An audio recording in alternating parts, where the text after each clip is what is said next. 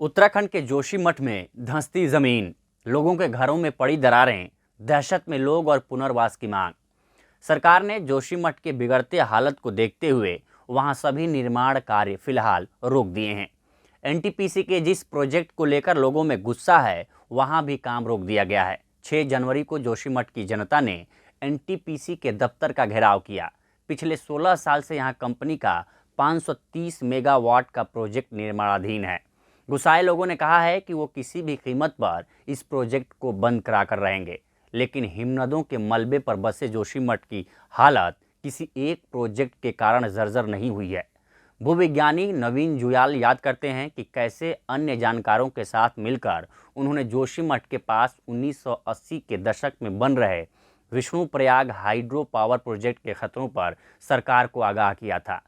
जुयाल कहते हैं कि तब गांधीवादी नेता और पर्यावरणविद चंडी प्रसाद भट्ट के कहने पर उन्होंने जोशीमठ के पास लाम्बगढ़ गांव के पास एक एवलांच का अध्ययन किया था, जहां निजी कंपनी जेपी का 400 मेगावाट का प्रोजेक्ट बन रहा था। उस एवलांच के अध्ययन के बाद 1985 में हमने एक रिसर्च पेपर प्रकाशित किया, जिसमें विष्णुप्रयाग हाइड्रो प्रोजेक्ट के खतरों को आगाह किया था और कहा था कि हिमालयी क्षेत्र में 2500 मीटर से अधिक ऊंचाई के इलाकों में ऐसी परियोजनाओं को नहीं बनाना चाहिए। दरअसल 2500 मीटर की ऊंचाई को वैज्ञानिक शीत हिम रेखा यानी विंटर स्नो लाइन मानते हैं, जहां तक सर्दियों में बर्फ रहा करती है। जोशीमठ जिस मलबे के पहाड़ पर बसा है, उस ऊंचाई पर बसे हिमालयी क्षेत्र को पैरा ग्लेशियन जोन कहा जाता है। यानी इन जगहों पर कभी ग्लेशियर थे, लेकिन कालांतर में ग्लेशियर पिघल गए और उनका मलबा रह गया। वैज्ञानिक अपनी भाषा में ऐसी स्थिति को डिसइक्विलिब्रियम कहते हैं, यानी ऐसी जगह जहां जमीन का संतुलन बना नहीं है। भूविज्ञानी ऐसे क्षेत्र में भारी निर्माण को सही नहीं मानते। जुयाल बताते हैं कि पैरा ग्लेशियल क्षेत्र का मलबा या मोरेन फ्रंट लाइन पर तैनात सेना की तरह है, जो कि अपने कमांडर के आदेश का इंतजार कर रहा है। हम भूकंप, तेज बारिश, बाढ़ या जलवायु परिवर्तन जैसी किसी एक्सट्रीम वेदर की घटना को कमांडर का आदेश मान सकते हैं। ऐसी स्थिति होने पर यह सारा मलबा किसी सेना की टुकड़ी की तरह खिसक कर आगे बढ़ सकता है और तबाही आ सकती है। भूविज्ञानी बताते हैं कि भारत में एक समस्या ये भी है कि पैराग्लेशियल इलाकों के डायनेमिक्स और वहां स्थित मलबे के चरित्र और मात्रा को लेकर अध्ययन न के बराबर किया गया है। ये संवेदनशील हिमालयी बनावटों से निपटने में एक बड़ी समस्या पैदा करता है। लेकिन समस्या सिर्फ हाइड्रो पावर प्रोजेक्ट या सड़क निर्माण के कारण ही नहीं है। जोशीमठ, बद्रीनाथ, हेमकुंड साहिब और फूलों की घाटी जैसे दर्शनीय जगहों का प्रवेश द्वार है।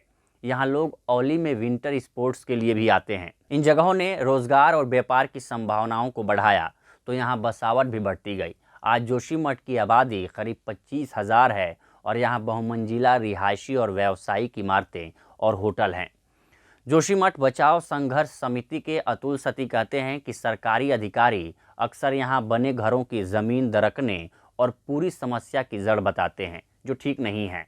जोशीमठ बचाव संघर्ष समिति के सदस्य अतुल सती सवाल करते हैं कि जोशीमठ के लोगों ने एनटीपीसी के प्रोजेक्ट के आने का विरोध किया, तो सरकार ने लोगों की बात क्यों नहीं सुनी और 16 साल बाद भी परियोजना क्यों नहीं पूरी हो पाई है।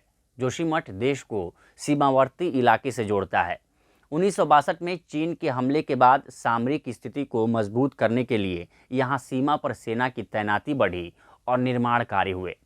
साल 1976 में गढ़वाल के तत्कालीन कमिश्नर एमसी मिश्रा की अध्यक्षता में बनी कमेटी ने इस क्षेत्र को बेहद संवेदनशील बताते हुए किसी भी साइट पर जांच के बाद ही कोई निर्माण करने, ढलानों पर खुदाई या ब्लास्टिंग पर कोई बड़ा पत्थर न हटाने और पर्याप्त वृक्षारोपण की सिफारिश की और कहा कि जोशीमठ के 5 किलोमीटर के दायरे में किसी तरह की निर्माण सामग्री एकत्रित करने पर पूरी पाबंदी हो। हालांकि मिश्रा कमेटी की सिफारिशों से बहुत पहले 2 स्विस भूविज्ञानियों आर्नोल्ड हीम और आगस्टो गैंसर ने अध्ययन कर यहाँ की संवेदनशील जियोलॉजी के बारे में लिखा था, लेकिन सरकारें इन सभी जानकारियों को नज़रअंदाज करती रहीं। टिहरी के वानिकी महाविद्यालय में जियोलॉजिस्ट डॉक्टर सरस्वती प्रकाश कहते हैं कि जोशीमठ से लोगों को हटाया ही जाना होगा और इसके अलावा कोई दूसरा चारा नहीं है। डॉक्टर प्रकाश कहते हैं कि इस कड़वी सच्चाई की स्वीकारोक्ति आज की पुनर्वास नीति की पहली शर्त होनी चाहिए, क्योंकि हकीकत से मुंह छुपाकर कोई नीति सफल नहीं हो सकती। हिमालय पर शोध कर रहे जानकार बताते हैं कि उत्तराखंड के सैकड़ों गांव आज जोशीमठ की तरह ही संकटग्रस्त हैं, जहां लोगों का रहना सुरक्षित नहीं है और देर सबेर उन्हें वहां से हटना होगा। चमोली जिले के जोशीमठ के अलवाई चाई, रेड़ी, गड़ाई और दाड़मी गांव के लोग विस्थापन की मांग बरसों से कर रहे हैं। इसी तरह उत्तरकाशी, रुद्रप्रयाग और पिथौरागढ़ जिलों के कई गांवों की हालत नाजुक है। विडंबना ये है कि राज्य के हजारों गांव रोजगार और शिक्षा, स्वास्थ्य जैसी सुविधाओं के न मिलने के कारण खाली हो गए हैं। सरकार खुद मानती है कि 1000 से अधिक गांव भुतहा गांव है, यानी वहां कोई नहीं रहता या इक्का दुक्का परिवार मजबूरी में है। ऐसे में सवाल है कि सरकार अगर जोशीमठ जैसी जगहों से लोगों को हटाकर पुनर्वास करेगी तो आखिर कहां बसाएगी। उत्तराखंड की 60% से अधिक भूमि वन भूमि है, जहां पर कानूनी रूप से पुनर्वास नहीं किया जा सकता। सवाल ये भी है कि क्या लोगों को स्वास्थ्य और शिक्षा के साथ रोजगार के साधन मुहैया कर भौगोलिक रूप से स्थायी और सुरक्षित उन गांवों में बसाया जा सकता है जिन्हें भुतहा गांव कहते हैं। आधुनिक हिमालय के इतिहास पर पिछले 40 सालों से रिसर्च कर रहे शेखर पाठक कहते हैं कि पहाड़ में लोगों को हटाकर कहीं और बसाना आसान नहीं है, क्योंकि पहाड़ में बसावट के लिए जगह का अभाव है। ऐसे में क्या सरकार हर किसी को पहाड़ी क्षेत्र से हटाकर देहरादून, हरिद्वार या हल्द्वानी जैसे जगहों पर भेज सकती है, जहां पहले से ही संसाधनों पर दबाव है।